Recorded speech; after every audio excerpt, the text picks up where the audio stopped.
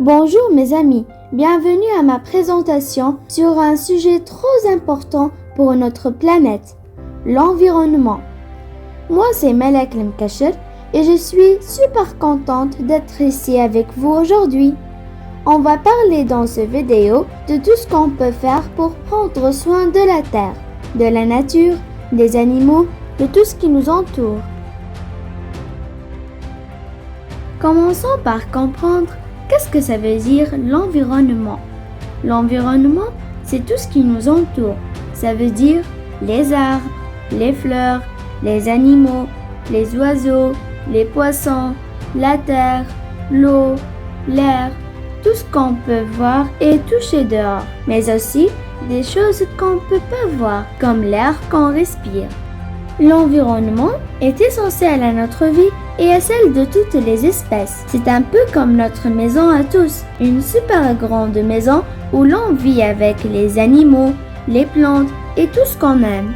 C'est pour ça qu'il est super important de protéger l'environnement, car si l'environnement est en bonne santé, nous aussi on est en bonne santé. Mais si l'environnement est pollué ou abîmé, nous aussi on peut tomber malade. Alors, il faut qu'on apprenne à bien s'en occuper.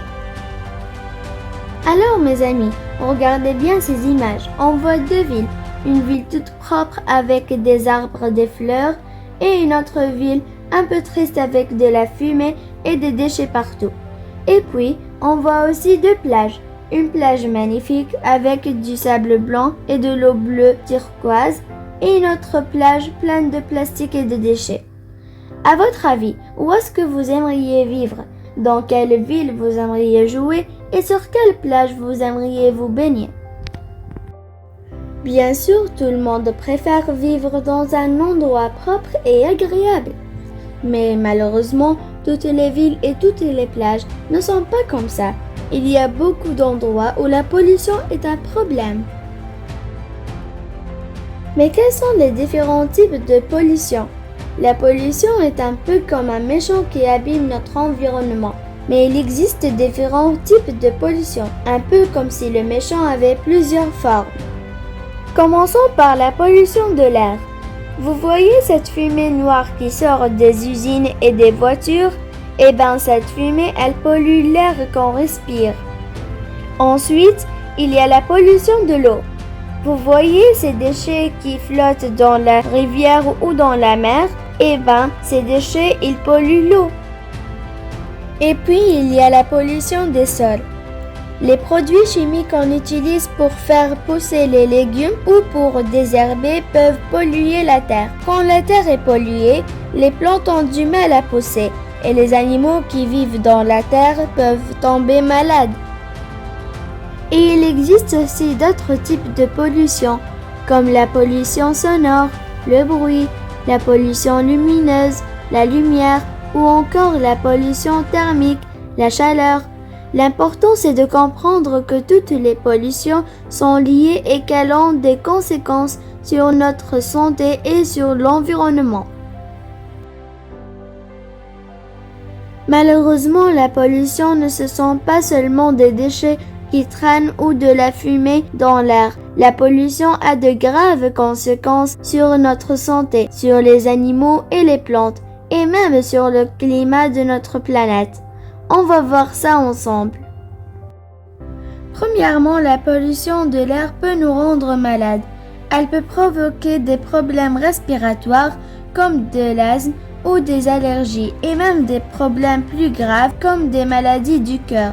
C'est pour ça qu'il est important de respirer un air pur. La pollution, c'est aussi très grave pour les animaux et les plantes. Les animaux peuvent tomber malades en mangeant des déchets ou en buvant de l'eau polluée et certaines espèces peuvent même disparaître. Les plantes aussi peuvent avoir du mal à pousser si la terre ou l'eau sont polluées. C'est tout un équilibre qui est fragile. De même, la pollution contribue au changement climatique. Quand il y a trop de pollution dans l'air, la température de la Terre augmente et ça peut provoquer des catastrophes naturelles comme des inondations, des sécheresses ou des tempêtes. C'est très important de prendre soin de notre planète pour éviter ces problèmes. Autre menace, la déforestation. Quand on coupe trop d'arbres, on détruit la maison de nombreux animaux et on empêche la forêt de jouer son rôle pour purifier l'air qu'on respire. C'est un peu comme si on cassait un puzzle géant et après c'est plus difficile à le refaire. De plus, le réchauffement climatique. Quand il fait de plus en plus chaud sur la Terre, la glace fond, le niveau de la mer monte et de nombreux animaux perdent leurs habitats. C'est un peu comme si on mettait un pull en laine en plein été. On a beaucoup trop chaud. Et puis, il y a la perte de biodiversité. La biodiversité, c'est la richesse de toutes les formes de vie sur Terre. Les animaux, les plantes, les insectes, etc. Quand une espèce disparaît, c'est un peu comme si on perdait une pièce unique d'un puzzle et c'est toute la nature qui s'en trouve affaiblie. Et enfin, il y a la surexploitation des ressources. Quand on prend trop de ressources naturelles, comme l'eau, le poisson, le bois, etc., on risque de les épuiser et de ne plus avoir assez pour tout le monde. C'est un peu comme si on mangeait toutes les parts d'un gâteau d'un coup et il n'y aura plus pour les autres. Vous voyez mes amis, la pollution a de nombreuses conséquences graves. Elle rend les paysages abîmés, les animaux en danger. Elle transforme des endroits magnifiques en véritables poubelles. Mais il n'est pas trop tard pour agir. On peut encore changer les choses. Chaque petit geste compte pour protéger notre santé, les animaux, les plantes et notre belle planète. Voyons comment. Même les plus petits peuvent faire de grandes choses. Alors on peut tous agir pour protéger notre planète par des actions individuelles comme réduire sa consommation en faisant attention à l'énergie et à l'eau qu'on utilise. Ça veut dire éteindre la lumière quand on sort d'une pièce, ne pas laisser couler l'eau quand on se brosse les dents, prendre les douches plutôt que des bains, etc. Ce sont des petites actions qui peuvent faire de grandes différences. Le deuxième point qu'on peut faire, c'est de tirer ses déchets. Vous savez, le bac jaune pour le plastique et le carton, le bac vert pour le verre. En triant nos déchets, on permet de les recycler et de leur donner une nouvelle vie. C'est un peu comme si on offrait un cadeau à la planète. Aussi, on peut utiliser des transports propres. Ça veut dire marcher, faire du vélo, prendre le bus ou le métro plutôt que la voiture si c'est possible. C'est bon pour la santé et c'est bon pour la planète. De plus, on peut manger local et bio. Ça veut dire acheter des fruits et des légumes qui viennent de chez nous, qui n'ont pas fait un long voyage en camion et qui sont cultivés sans produits chimiques. C'est bon pour notre santé et c'est bon pour l'environnement. Il y a vraiment plein de choses qu'on peut faire pour protéger notre planète. Mais l'action super importante qu'on ne doit jamais oublier, c'est planter des arbres. Vous savez pourquoi? Car les arbres nous offrent de l'air pur. Ils absorbent le dioxyde de carbone qu'on rejette quand on respire et ils les transforment en oxygène, l'air qu'on a besoin pour vivre. C'est un peu comme si les arbres étaient les poumons de notre planète. Aussi, les arbres nous offrent de l'ombre en été, ils protègent du vent en hiver, ils fournissent de la nourriture aux animaux et ils embellissent nos villes et nos paysages. Et ils aident même à lutter contre le réchauffement climatique en absorbant le dioxyde de carbone.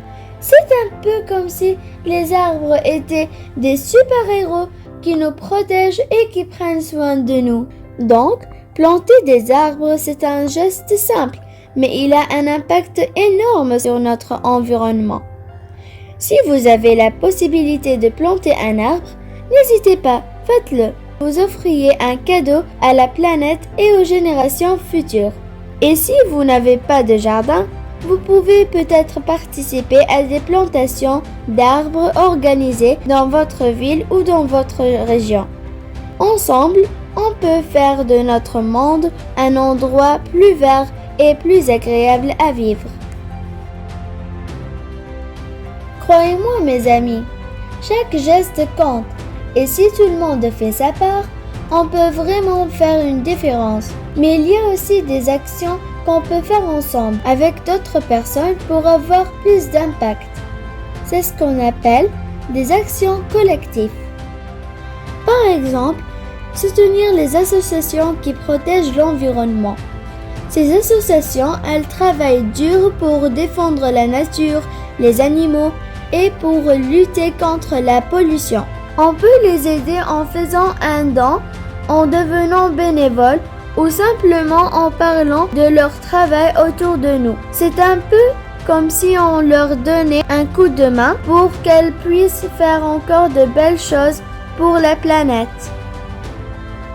Aussi, on peut participer à des manifestations ou à des actions de sensibilisation.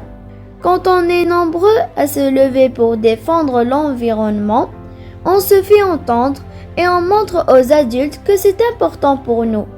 C'est un peu comme si on disait tous ensemble, on veut un monde plus propre et plus respectueux de la nature et on ne se laissera pas faire. En agissant ensemble, on peut faire bouger les choses et changer le monde. C'est ça la force du collectif. Alors n'hésitez pas à rejoindre une association, à participer à une manifestation, à parler de l'environnement autour de vous. Ensemble, on est plus fort et on peut faire de notre monde un endroit plus beau et plus agréable à vivre pour tous. Mes chers amis, on arrive déjà à la fin de notre présentation. J'espère que vous avez appris plein de choses sur l'environnement et sur ce qu'on peut faire pour le protéger. Mais surtout, j'espère que vous avez compris que c'est important de se préoccuper de notre planète. Parce que la Terre, c'est notre maison à tous et on n'en a qu'une. Et n'oublions pas que chaque petit geste compte et ensemble on peut faire de grandes choses. Et enfin, je vous remercie de votre attention et j'espère que vous repartirez avec l'envie de faire encore plus pour notre belle planète.